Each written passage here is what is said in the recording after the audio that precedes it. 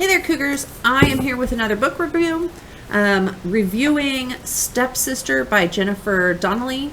This is one of the Lone Star books. Remember, I'm trying to read the Lone Star books this year.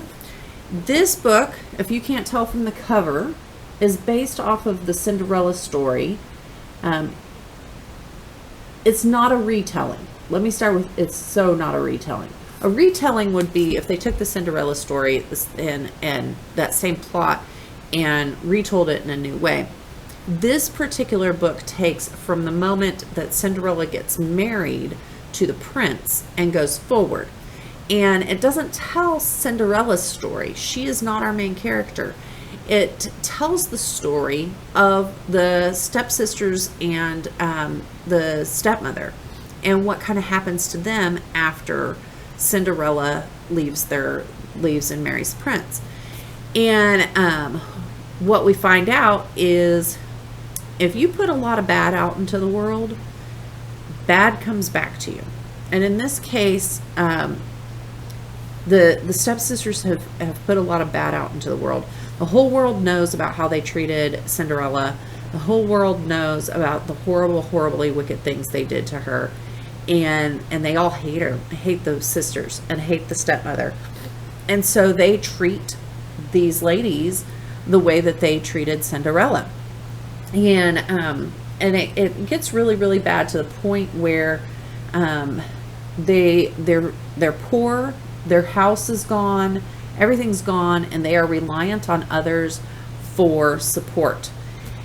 And they've got to kind of come to terms with that and figure out how to live in a world where they're not special anymore. Because if you remember right, during Cinderella's story, they were more affluent. They had money, they had jewels, they had a house, they had everything. They were going to the balls, they were party people, right? And in this story, you know, that all goes away. And so in the time period that Cinderella occurs, we have this social structure going on, and this is carried into this book. This book also takes that Cinderella is a French fairy tale. The setting is France. It is set in a time period when there's a lot of war going on, a lot of battles for power and that kind of stuff. And so we have a war going on in the background. We have all of the effects of war coming through that. We have commanders and things that are taking houses and farmlands and food and things from the other people in the name of the king, and it's causing the people who live there to not have enough to eat, not have enough to survive. That's all going on. And we have the social class issues, and then we again have the real issue of the disparity between men and women roles in the society, and that women are not seen as equals, that they're seen more as property, that men can boss them around and treat them poorly and that kind of stuff. So we have all of that going on in this fairy tale-ish world. You know, when we think fairy tales, we think beautiful, fun, rainbows and sunshines, yeah, happily ever after, right? Not in this book. There is no such thing as happily ever after in this book. And so it brings a real life feel to the fairy tale world. Now, in this book, we have our main character, Isabella, and she, of course, is going through this life that she is not accustomed to. And what she doesn't understand is we've got some magical creatures on the backside who are trying to influence her life. These characters are called Chance and Fate, and that is not by chance. Their names are Chance and Fate.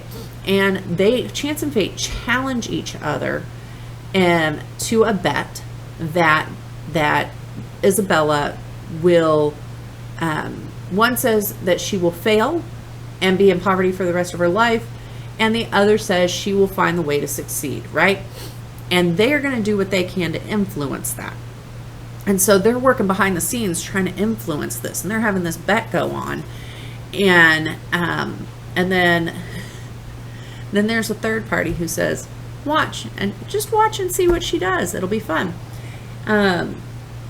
And so you have this discussion going throughout the book as to whether humans their lives are up to chance, or their lives are up to fate, or are they free will? And so this philosophical discussion is going on through these characters through the whole thing. And I won't spoil it for you, but yes, it is very, very interesting. Action-packed, lots of stuff going on all the time.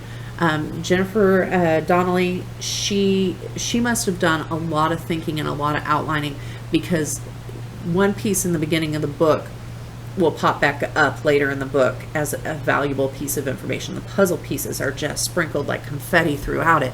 It's incredible, and you got to kind of hold on to them. And the only thing I will say, as a sixth grade teacher reading this book and thinking about my sixth graders reading this book, I want you to be aware this is a more mature book on the Lone Star list. There are some content things that come up in it, and particularly in the male-female roles.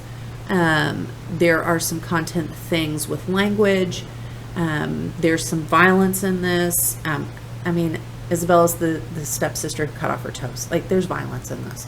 So if you struggle with those things, this might not be the best read for you.